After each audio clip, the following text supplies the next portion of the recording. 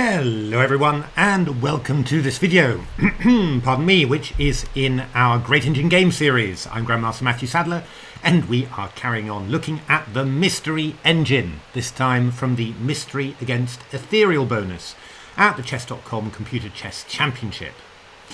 I like this game very much, partly because it reminded me of a game between Leela and Ethereal that I've put into the Silicon Road to Chess Improvement, and wasn't actually quite how the game proceeded, but the variations that I looked at were quite similar to a lot that happened here. And I also thought that Mystery played an absolutely fantastic game here. So let's have a look at it. This was the opening, so it was specified by the chess.com bookmakers, and we've got a pretty standard French winnower here. So a4, castles. Castles is maybe a little bit early in these positions. Yeah, I mean, it really does give white a very clear target on the king side. Black's got a lot of other plans that black could play, you know, just sort of maybe to exchange off the light squared bishop, stuff like that, or you know, play on the queen side, and you know, often the black king goes onto the queen side. So this is probably you know, already where the book is adding a bit of dodginess into the position. But knight f3, b6, and here the book ended. Yeah, I mean, that's not a terrible opening start for black. I mean, it sort of makes sense. It's just that the king is placed very early on the king side.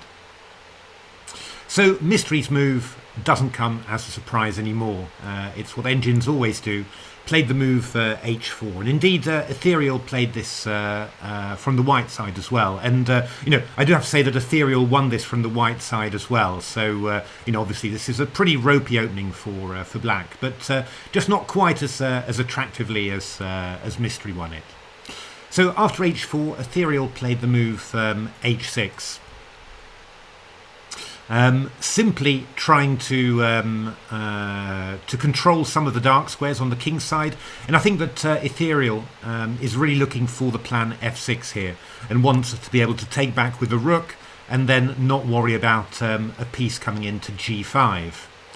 And here Mystery played something that's very typical, well, typical AlphaZero, you'd say, because it played the move h5 here, and this was something that you really noticed about how AlphaZero was playing these marches of the rook's pawn. Obviously, it was always trying to play the rook's pawn onto h6. But if ever there was a black pawn on h6, then AlphaZero always played you know, the h pawn up as far as possible, and then followed up with a march of the g pawn to g5 to attack that new little hook on the king side and open up the king side. That was just, you know, standard thematic schematic basically, and well, we talk about that a lot in Game Changer. In actual fact, that's also Leela's favourite move at the start, h5, but actually when you let Leela look a little bit longer at the position, then actually it switches over to the move that both Stockfish and Komodo MCTS wanted to play, which is the move g4, and this has got quite a different idea. So after bishop a6, we take, we go queen d3, queen c8, and then bishop a3. Quite a different idea, but quite an interesting one. The idea is, and this is Leela's main line, is that if you go knight b8, then Stockfish and Leela, they all want to go knight g5. And this is a pretty nice idea. I mean, if you take on g5, then we just take like this. Obviously, we're threatening queen h7 checkmate. So knight g6, and then queen h3, rook e8, and then this move f4. And I mean, basically, we're just going to try and, you know, roll through black's position. King f8, we go f5, king e7, f takes g6, knight d7, queen d3. This was a few dragon against Stockfish and Stockfish against Dragon games, and it was total carnage. So after knight g5, you can't take on g5. That was only my suggestion there. The engines were never wanting to do that. But you go g6 to stop that queen h7 mate. And now we go back to f3, and you know, the point is, of course, that, well, we've got this weak pawn on h6 to aim for. So king g7, we can go queen e3, knight d7 h5, and of course if g5 we're just going to take off like that. So rook h8 needs to be played, and now there was some pretty stunning games here, I have to say. Stockfish was taking and then castling queenside, which I have to say, in the French winner work you don't often see white castling queenside. In fact, I can't actually think I've ever seen it before. And yeah, there were some pretty wild games here. Queen c7 was one of them. Knight e1, b5. So I think this was Dragon just trying to get the counterplay going, and Stockfish coming in with f5 here. Total mess. So knight c4, queen f3, knight takes a3, and then this lovely calm move, knight d3. B takes a4, opening up the b file. There's going to come some counterplay in there. F takes g6, queen e7, and then something that just shocked me somehow. Queen f6 check, just the exchange of queens. Check again, and then well, Stockfish has seen that its attack is lasting into the endgame, and well, still looks quite unclear to me, but Stockfish was pretty adamant that this was really good for white. And after rook h7 check there, and d takes c5, well, I mean, you know, we've got g5 coming in with a pin. We've got this pass pawn, very dangerous. Black king still in problems. You know, it's very dangerous. But I mean, crazy lines there. But I mean, the basic idea that you play this move knight g5 to create, you know, really weak dark squares on the king's side. Black's missing that dark square bishop, and then afterwards, you know, pile up on them. You know, that's not too difficult to understand, I guess. The best move in this position after bishop a3 was not this move knight b8, was the move rook e8.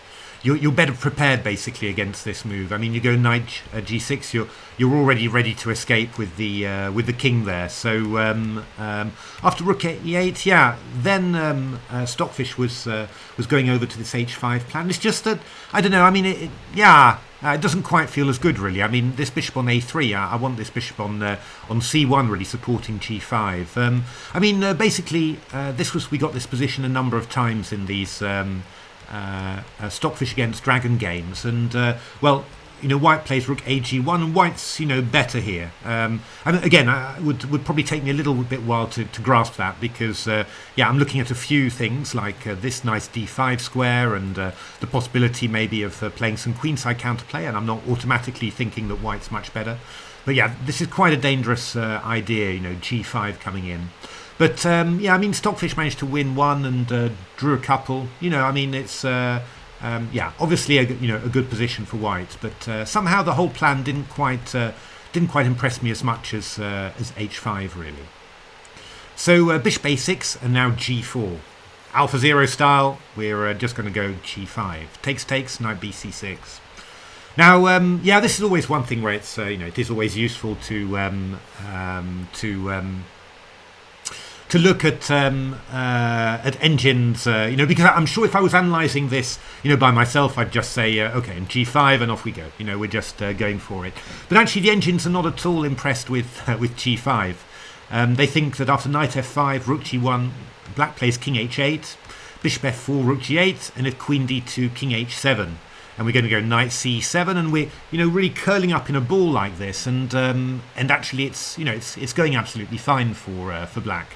I'm slightly surprised by that, but yeah, you know, the engine's not at all afraid of that. So rook g1 is really what the engines want, and they're just looking for a much slower build-up. So bishop's coming to f4, maybe the queen's coming to d2. You know, we can attack the h6 square, or white will play knight h4 first, and then go g5. You know, knight h4 to stop the knight coming to f5. I was quite surprised, really. I mean, I was just expecting you know, a total blast through.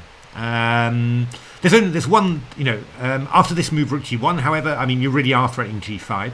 The other thing was that, you know, Stockfish played queen c8 in the game against Dragon, and then I think Dragon played queen e2, and I couldn't understand why g5 wasn't good. And yeah, actually, as soon as you suggest it, they just go to plus 2.5, because after takes, yeah, you're just going to take like this, and you know, whack. You can't take that one. We just go queen d2, and then you know, well, knight g5 check and come in. So Yeah, I mean, basically, Queen A6 check was played. This was quite nice. King E1, Rook G8, Knight G5 check, takes, and Queen F3. In we come, Knight F5 check, and then now this I hadn't spotted. I mean, you need sort of Stockfish to show you how it's all done. But yeah, this was this was really quite nice. Queen C8, Knight G5 check here. Oh, Rook H6 check. Knight H6, Queen F6 check. Rook G7 takes. King G8, Knight E6. Incredible attack, this one. Rook G2, and then this move King F1, and the rook's really short of squares on the G file. So Knight D8. It's just gorgeous, all this. I'll claim that that I saw that G5 was really, really dangerous, but after that, I think you have to, you kind of have to, just sort of say to Stockfish that okay, you're the master. You worked all this out. Here, Knight F4, Rook G4, H6. We're still going, on with the attack here. Queen A6, Knight D3. I mean, to be honest, I'm looking, you start looking at this and you really think, in some ways, I'm quite amazed that with all those pieces for black and there's checks and all of that, the black can't do anything. But somehow, yeah, rooks, knights. I mean, you can't really move anything very easily. That's the problem. I mean, you're going to put the knight on B7. I just pick up the rook, for example. So this was how it finished. I'll just show you that. Queen E7, plenty of checks always. H7. And then actually what you just want black to capture this H-pawn, and then we'll go King E2 and the rook's coming over to H1. So Dragon decided it was time for, time to give up the world, basically. And, that was an easy win for Stockfish. Again, I'm not expecting you to remember all that, but you can just sort of see the danger, really. So, I mean, if black doesn't want to play what Ethereal did in this position, which was to try and strike back with F6, then you should probably play a move like King H8. And then, the engines were going for this slightly slower build-up. Knight A5, Knight H4, and now they're ready to play, the move G5, now that the F5 square has been dealt with. But it's not quite as obvious, not quite as powerful as certainly my initial emotional impression would be, just G5 and off we go, So Ethereal played F6 here, and breaking it open, and this looks unbelievably dangerous to me. I mean, the dark squares are open. We've got H6. This E6 square looks weak. To be honest, I'd be writing this off already in a human game. But the engines are still putting up some sort of defence, although there were a lot of wins for white. Of course, it's only Stockfish that manages to hold some stuff. So this is a very nice move, Rook G2. What's the idea of it? Well, actually, the rook is just defending F2. White's anticipating that black will attack on the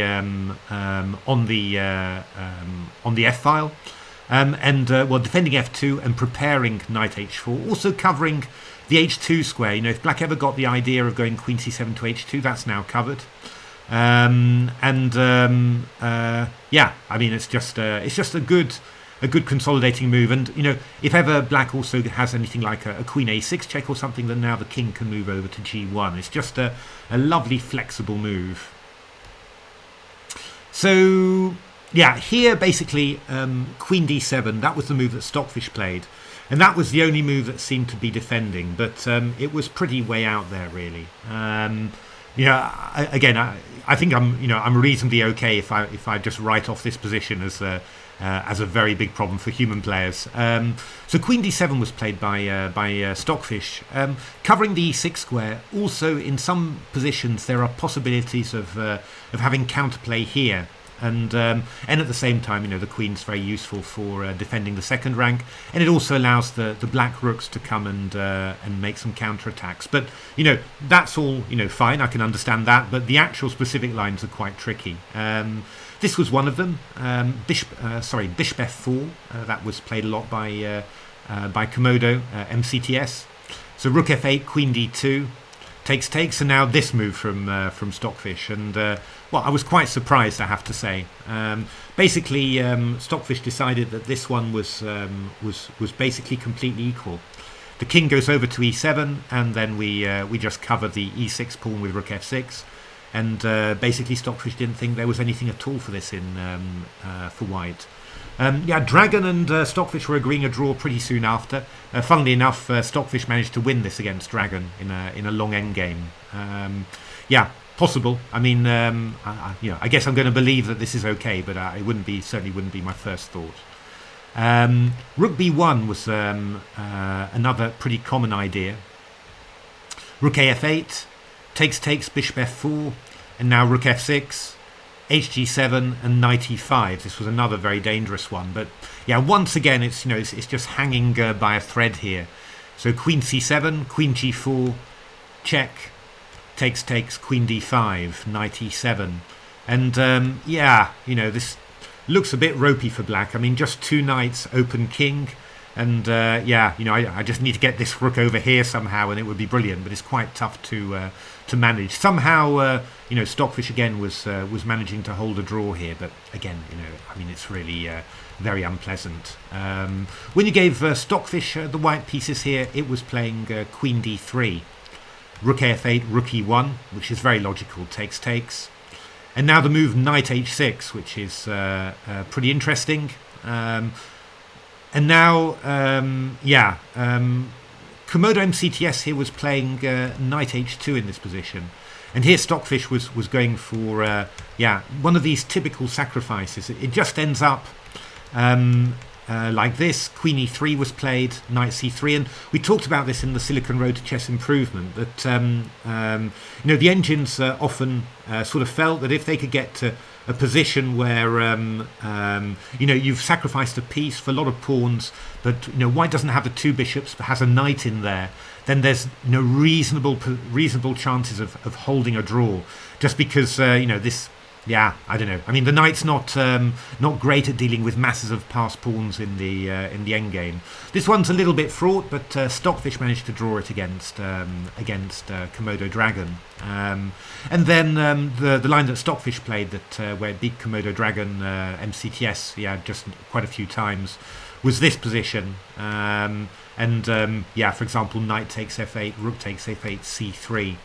Exchange for a pawn up, white king a little bit open, black quite solid, but Stockfish was managing to push Dragon over the edge all the time. I mean, there are a lot of weaknesses. This king is also open. Doesn't surprise me too much that white can win this. So yeah, I mean, I do think that this position already is very, very difficult. And in that position that I talked about, that game Leela Ethereal, the analysis of that game that I talked about in the Silicon Road to Chess Improvement, I mean, also Stockfish was holding it from time to time, but nobody else was. So I think these types of positions are just very, very difficult indeed, as you'd expect, with an open black king and a lever to open the G file and lots of weak dark squares and weak pawns in the center there. So Ethereal played takes and queen d6, and Komodo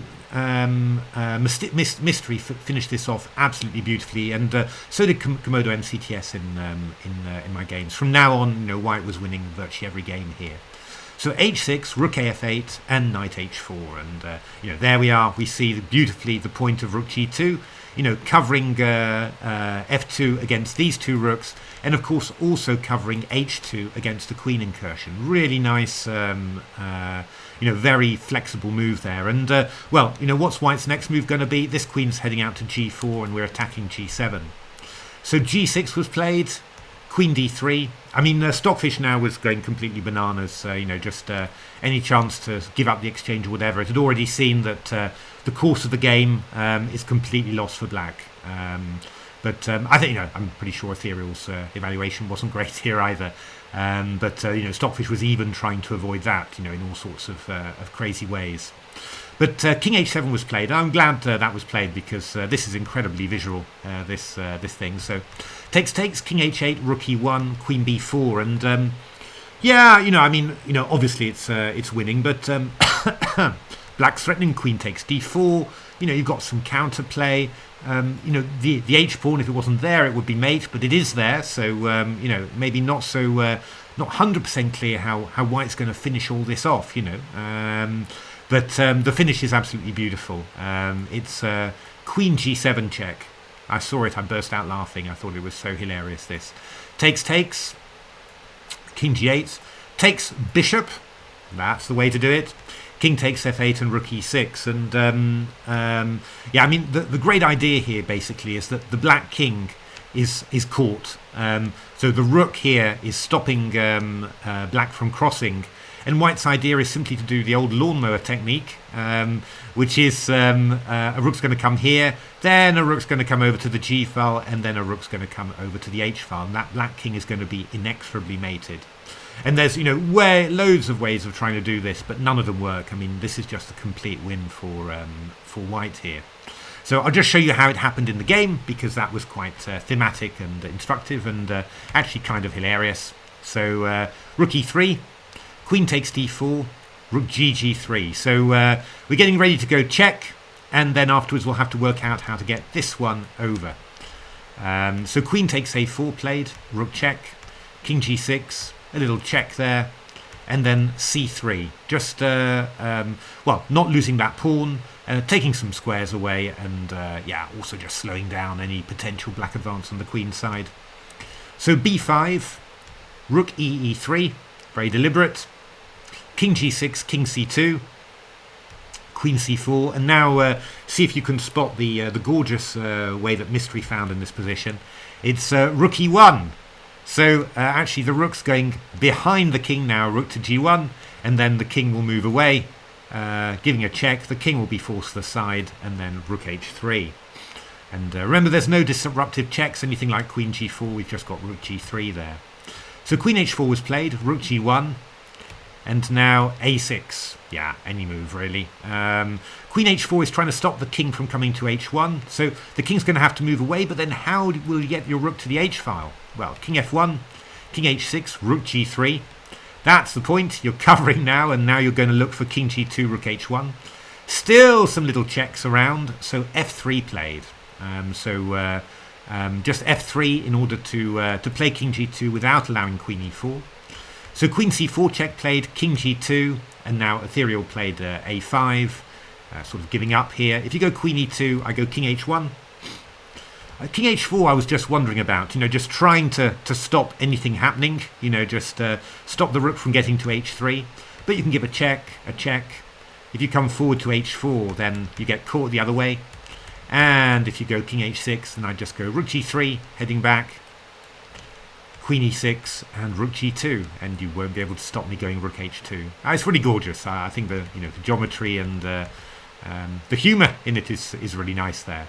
So a5 played, and then rook h1 check, and that was it. Queen h4 takes, and Mystery polished off the game. So that was really a really nice game from the Mystery engine there. So it's yeah, just really nice. From the opening, March of the Rook's Pawn, very AlphaZero style. H5 followed by G4, very typical. And yeah, then some very good play there. And well, when Ethereal broke out, this can still sort of be defended for black, but the fact that black lost it, I think, is more likely than black defending. It's only Stockfish that can sort of do this, and yeah, it's just a very clean win here. Really easy. H6, knight h4, showing the value of this move, rook g2, and then this lovely finish.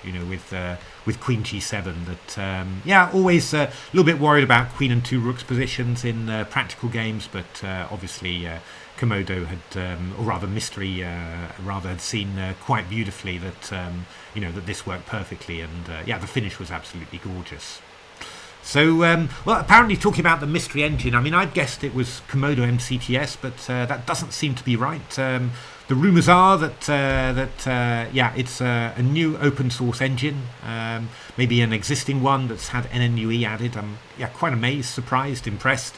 Really looking forward to finding out which engine that is, basically. But yeah, certainly proving to be very strong.